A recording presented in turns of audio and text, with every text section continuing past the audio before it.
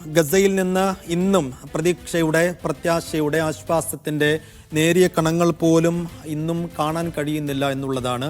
യുദ്ധം, ഇസ്രായേലിൻ്റെ കിരാതമായ ആക്രമണം 100-ാം ദിവസത്തിലേക്ക് കടക്കാനിരിക്കുന്നു. ഇപ്പോഴും യുദ്ധം അവസാനിക്കുന്നതിൻ്റെതായ ശുഭപര്യവസാനിയായ ഒരു സൂചനകളും കാണുന്നില്ല എന്നുള്ളതാണ്. ഒപ്പം ആകെക്കൂടി ഒരു പ്രതീക്ഷയുടെ വർത്തമാനത്തിനായി നമ്മൾ ഉറ്റുനോക്കുന്നത് ഹേഗിലെ അന്താരാഷ്ട്ര നീതിന്യായ കോടതിയിലേക്കാണ്. നേരത്തെ പലരും സൂചിപ്പിച്ചതുപോലെ തന്നെ ഗസയിലെ ജനങ്ങൾ വലിയ തോതിൽ ദുരിതമനുഭവിക്കുമ്പോൾ ഗസയിലെ ജനങ്ങൾക്ക് വേണ്ടി രംഗത്തിറങ്ങുന്നത് അപ്രതീക്ഷിതമായ ചില ആളുകളാണെന്നുള്ളതാണ്. അവിടെ ഹിസ്ബുല്ലയും ഹൂത്തികളും യമനുമൊക്കെയാണ് ഹമാസിന് വേണ്ടി പലയിടങ്ങളിലായി, പല മേഖലകളിലായി പോരാടാൻ ഇറങ്ങുന്നത്. അന്താരാഷ്ട്ര നീതിന്യായ കോടതിയിലാവട്ടെ ഗസയിലെ ജനങ്ങൾക്ക് വേണ്ടി ഒരു പരാതി നൽകിയിരിക്കുന്നത് ഗസയുമായോ അല്ലെങ്കിൽ പലസ്തീനുമായോ അത്ര തരത്തിലുള്ള ഒരു ബന്ധവുമില്ലാത്ത ഒരു ആഫ്രിക്കൻ രാജ്യമായ ദക്ഷിണാഫ്രിക്കയാണ്. എന്തായാലും ദക്ഷിണാഫ്രിക്ക നൽകിയ പരാതി വംശഹത്യ കുറ്റത്തിന് ഇസ്രായേലിനെതിരെ നടപടിയെടുക്കണം എന്നാവശ്യപ്പെട്ടുകൊണ്ടാണ് അന്താരാഷ്ട്ര നീതിന്യായ കോടതിയിൽ എന്തായാലും ദക്ഷിണാഫ്രിക്ക പരാതി നൽകിയിരിക്കുന്നത്. ആ പരാതിയിൽ ഇന്നലെ വാദം തുടങ്ങിയിരുന്നു. ദക്ഷിണാഫ്രിക്ക അവരുടെ വാദങ്ങളൊക്കെ ഇന്നലെ നിരത്തിയിരുന്നു. എന്തുകൊണ്ടാണ് ഗസയിൽ വംശഹത്യയാണ് നടക്കുന്നത് എന്നുള്ളതിന് തെളിവുകളൊക്കെ കൃത്യമായി ഇന്നലെ ഹാജരാക്കാൻ ദക്ഷിണാഫ്രിക്കയ്ക്ക് സാധിച്ചിരുന്നു. ഇന്നിപ്പോൾ ഇസ്രായേലിന് വാദിക്കാനുള്ള അവസരമായിരുന്നു. അപ്പോൾ ഇസ്രായേൽ ഇന്ന് എന്തൊക്കെയാണ് വാദിച്ചത്? ഇന്ന് 2-ാമത്തെ ദിവസം അവരുടെ വാദമുഖങ്ങൾ നിരത്താനുള്ള അവസരമാണ് കിട്ടിയത്. അപ്പോൾ ഇന്ന് എന്തൊക്കെയാണ് ഇസ്രായേൽ വാദിച്ചത് എന്നുള്ളതാണ് നമ്മൾ ഗ്രാഫിക്സിൻ്റെ സഹായത്തോടു കൂടി നോക്കുന്നത്. അതായത്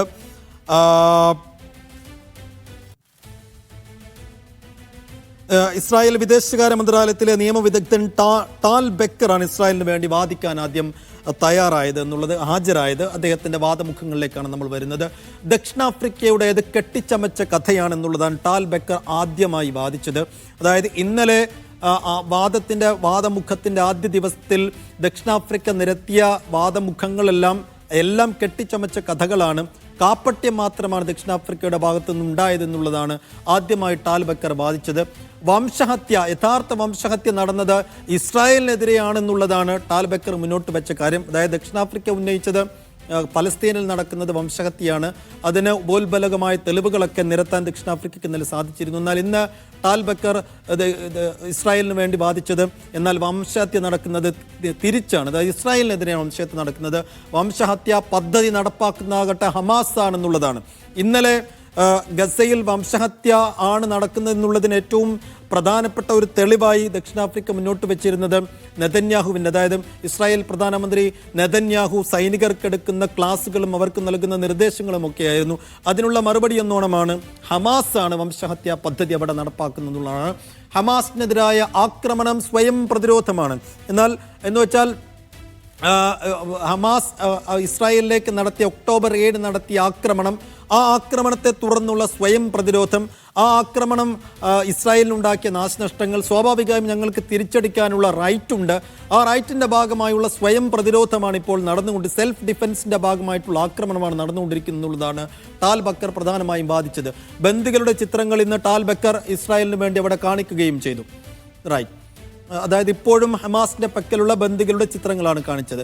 ഒപ്പം സൈനികർ കുറ്റം ചെയ്തെങ്കിൽ ഇസ്രായേലിൽ കോടതികളുണ്ട്. അതായത് യുദ്ധക്കുറ്റമാണ്, വലിയ യുദ്ധക്കുറ്റമാണ് ഗസയിൽ ഇസ്രായേൽ സൈനികർ ചെയ്തുകൊണ്ടിരിക്കുന്നുള്ള ദക്ഷിണാഫ്രിക്കയുടെ വാദത്തിന് ഇന്ന് ടാൽ ബെക്കർ നൽകിയ മറുപടി, അങ്ങനെ സൈനികർ യുദ്ധക്കുറ്റം ചെയ്തിട്ടുണ്ടെങ്കിൽ അത് അന്വേഷിക്കാനും അത് തെളിഞ്ഞു കഴിഞ്ഞാൽ അതിൽ ശിക്ഷ വിധിക്കാനുമൊക്കെ ഇസ്രായേലിൽ കോടതികളുണ്ട്.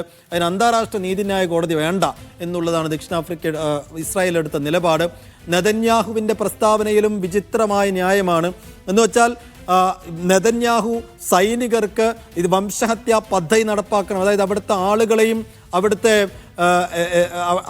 ഗസയുടെ എല്ലാ തരത്തിലുള്ള ഉന്മൂലനമാണ് നിങ്ങൾ നടപ്പാക്കേണ്ടത് എന്ന് സൈനികർക്ക് നിർദ്ദേശം നൽകുന്ന നെതന്യാഹുവിൻ്റെ പ്രതികരണം കൃത്യമായി ദക്ഷിണാഫ്രിക്ക അവിടെ കേൾപ്പിച്ചപ്പോൾ അത് ഞങ്ങളുടെ നയമല്ല എന്നുള്ളതാണ് ഇന്ന് ടാൽ ബെക്കർ ചൂണ്ടിക്കാണിച്ചത്. അപ്പോൾ ഒരു വിചിത്രമായ ന്യായമാണ് അവിടെ നടത്തിയെന്നുള്ളതാണ്. സ്വാഭാവികമായും 2 ദിവസം പിന്നിട്ട് കഴിഞ്ഞിരിക്കുന്നു. ഇനിയിപ്പോൾ തുടർവാദങ്ങൾ വരും ദിവസങ്ങളിലൊക്കെ ഉണ്ടാകും. മൊത്തം 9 ജഡ്ജിമാരുണ്ടാകും. ഇസ്രായേലിൽ നിന്നും ദക്ഷിണാഫ്രിക്കയിൽ നിന്നും ഒക്കെ ജഡ്ജിമാർ ഉൾപ്പെടെ 9 ജഡ്ജിമാരുണ്ടാകും.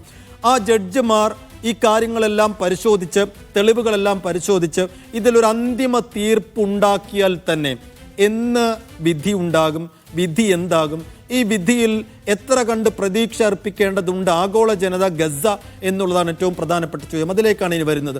ഭൂരിപക്ഷം എതിരായാൽ ശിക്ഷ വിധിക്കും. അതായത് ഈ ദക്ഷിണാഫ്രിക്ക നിരത്തിയ തെളിവുകളൊക്കെ വെച്ച് ഇസ്രായേലിനെതിരെ ഒരു ഭൂരിപക്ഷ വിധി ഉണ്ടായാൽ സ്വാഭാവികമായും അന്താരാഷ്ട്ര നീതിന്യായ കോടതി ഒരു ശിക്ഷാവിധി നടപ്പാക്കും ഇസ്രായേലിനെതിരെ എന്നുള്ളതാണ്.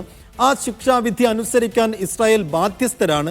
ഇനി അതനുസരിച്ചില്ല എങ്കിൽ അന്താരാഷ്ട്ര നീതിന്യായ കോടതിയിൽ ശിക്ഷാവിധി പുറപ്പെടുവിക്കുന്നു, അത് ഇസ്രായേൽ അനുസരിക്കാൻ കൂട്ടാക്കുന്നില്ല എന്നുണ്ടെങ്കിൽ സ്വാഭാവികമായും ദക്ഷിണാഫ്രിക്കയ്ക്ക് പിന്നീട് ചെയ്യാനുള്ളത് ദക്ഷിണാഫ്രിക്കയ്ക്ക് UN രക്ഷാസമിതിയെ സമീപിക്കാമെന്നുള്ളതാണ്. പക്ഷേ അവിടെയും പ്രതീക്ഷയ്ക്ക് വകയില്ല എന്നുള്ളതും കൂടി കാണേണ്ടതുണ്ട്. അതായത് രക്ഷാസമിതിയിലെ പ്രധാനി അമേരിക്കയാണ്.